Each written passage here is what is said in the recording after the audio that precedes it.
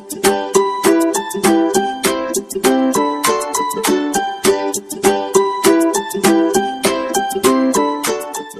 tarde, quarto ano. Vamos começar com a nossa aula da quarta-feira, 12 de agosto de 2020. Vamos com a nossa oração. Em nome do Pai, do Filho e do Espírito Santo. Amém. Pai nosso que estás nos céus, santificado seja o vosso nome. Venha a nós o vosso reino. Seja feita a vossa vontade, assim na terra como nos céus. O pão nosso de cada dia nos dai hoje. Perdoai as nossas ofensas, assim como nós perdoamos a quem nos tem ofendido. Não deixeis cair em tentação, mas livrai dos males. Amém. Vamos com a nossa chamada? Nayara Aline, Clara Vitória. E hoje vamos falar de história sobre as navegações e o Tratado de Tordesilhas. E com isso vocês agora vão ver uma historinha bem bacana falando sobre eles. E depois vamos responder as atividades conforme essa historinha, tá certo?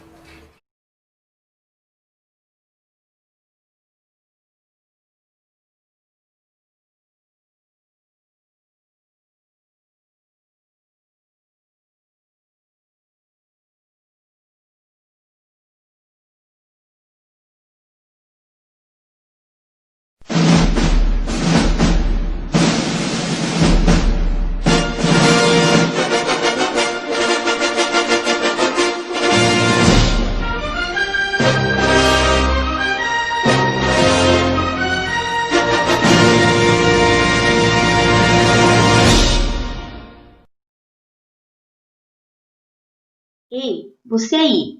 Você aí, sim, você mesmo! Você já parou para pensar como o nosso Brasil se transformou nessa nação que é hoje? Tudo bem, eu sei que você já aprendeu sobre os primeiros seres humanos primitivos que habitaram nosso território há muito tempo atrás. Mas a história de hoje é sobre uma galera da Europa que, a mando de alguns reis muito rabugentos e ambiciosos, viram no nosso país uma ótima oportunidade para gerar riquezas para seus próprios países.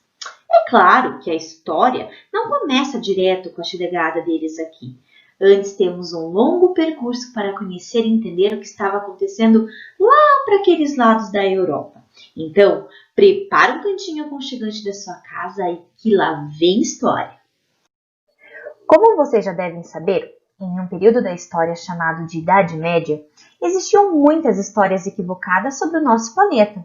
Uma delas era que a Terra era plana, ou seja, as pessoas achavam que havia um fim do mundo, que as embarcações poderiam cair num abismo eterno.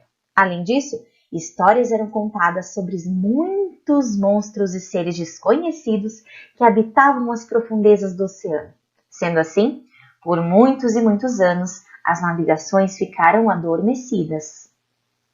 Quando finalmente superamos alguns medos e temores, num reino tão distante... quer dizer, nem tão distante, para ser mais exata, no continente europeu. Lá existiam muitos reinos. Ei, não viaja! Não eram aqueles reinos maravilhosos e encantados dos contos de fadas, não. Nos reinos da realidade existiam muitos problemas, como a fome, a guerra, a morte, a falta de recursos e várias doenças. E a galera do trono e também a galera do clero não tinha lá grandes preocupações em melhorar a situação do povo, não. O que movia essa galera do trono era o mercantilismo. Mercantilismo? Mas o que é isso? Mercantilismo era uma forma de acumular riquezas, ou seja, o poder de um país se media pela quantidade de ouro e prata que tinham. Pois então, o que os reinados fizeram?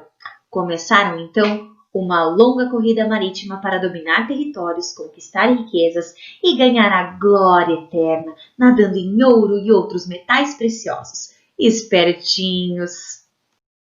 Conheçam então... Ei, rufem os tambores! O rei Dom João II, filho do rei Afonso V e casado com a bela Isabel de Coimbra. Dom João começa então a sua corrida marítima, chamando os navegadores mais experientes para velejar pelos mares e oceanos e conquistarem mais domínios para Vossa Alteza. Além disso, os europeus estavam fervorosos para conseguir fazer comércio na Índia. Lá existiam especiarias magníficas que tornavam os alimentos muito saborosos. Basicamente eram temperos. Temperos? Ei, não reclama não. Ninguém gosta de comer comida sem gosto. Onde estão os melhores navegadores de Portugal? Começaram então dominando a cidade de Ceuta, pois facilitava as rotas de comércio pelo mar Mediterrâneo. Mas o que eles não esperavam era que o Império Otomano tomaria conta da Índia e da China e fecharia várias das rotas pelo mar Mediterrâneo. Ó céus, o que faria agora, Vossa Alteza? Já sei, vamos contornar o continente africano. E lá se foram mais alguns de seus mais sábios e espertos navegadores contornando a África e, lógico, aproveitando para fazer alguns comércios em alguns pontos. Opa, mas espera aí, tem um tal de Cabo das Tormentas nesse rolê. O Cabo das Tormentas era um local no oceano mais ao sul da África, onde ninguém havia conseguido navegar. Era um local com muitas tempestades. E agora? Mas eis que surge o cara, sim, o navegador mais top, mais engenhoso e mais sensacional de Portugal. Bartolomeu Dias, em 1488, consegue finalmente contornar o Cabo das Tormentas. Oh, que alegria! Vou mudar o nome do Cabo das Tormentas, disse o Dom João. Vai ser Cabo Bartolomeu Dias, Vossa Majestade? Não, vai ser Cabo da Boa Esperança. Voltando para a nossa aventura, Portugal tinha como objetivo maior a chegada na Índia, certo? Então, 10 anos depois, em 1498, o Vasco da Gama, não o time do Vasco, o navegador Vasco da Gama, consegue chegar na Índia e foi reaberta a Rota dos Comércios. Enquanto isso, no lustre do castelo, Espanha, que não era boba nem nada, enquanto Portugal estava lá tentando chegar à Índia, o rei da Espanha mandava seu navegador mais experiente para conhecer o lado de cá no Ocidente. Em 1492, Cristóvão Colombo atraca suas embarcações na América Caribenha. Ah, que lugar fabuloso! Atenção! Essa exploração ajudará a Espanha a conquistar futuramente as civilizações Maia, Inca e Azteca.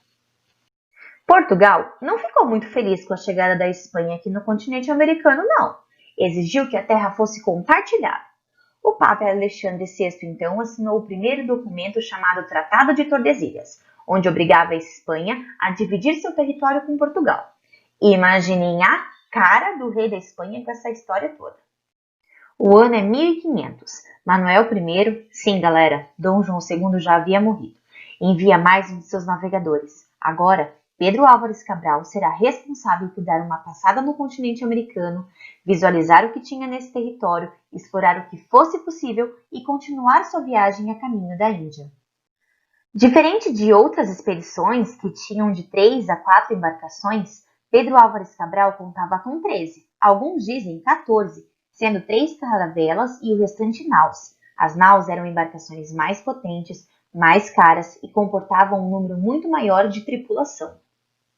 Depois de meses em alto mar, com a tripulação se alimentando mal, além de alguns terem contraído algumas doenças, em 22 de abril de 1500, Portugal finalmente atraca suas caravelas em território brasileiro. Terra à vista! Mas essa é uma história para um próximo encontro. E agora, na página 36, vamos responder as atividades. No primeiro, vocês irão responder as perguntas a seguir.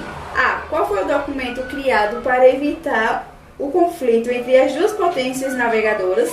B. Esse documento foi assinado por quais nações?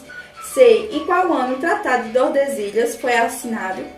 D. Quantos anos antes da descoberta do Brasil o Tratado de Tordesilhas foi assinado?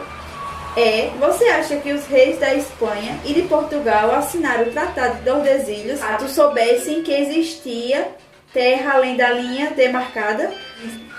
Segundo, escreva o nome de países que não reconhecia o acordo firmado entre Portugal e Espanha. Na 37, no terceiro, vocês irão observar os mapas abaixo e vocês irão marcar as alternativas corretas A julgar pelas imagens acima, podemos concluir que os colonos que aqui habitavam respeitaram o Tratado de Tordesilhas e não invadiram o território espanhol. Os colonos que aqui habitavam não respeitaram o Tratado de Tordesilhas, invadindo o território espanhol. O território de Portugal cresceu e acabou por transformar-se no mapa atual do Brasil. E no quarto vocês irão escrever como foi que Portugal conseguiu dominar quase todo o litoral africano. E assim chegamos a mais um final de uma aula. Fiquem todos com Deus. Para todos vocês para a nossa próxima aula. E lembre-se, fique em casa e estude com a gente.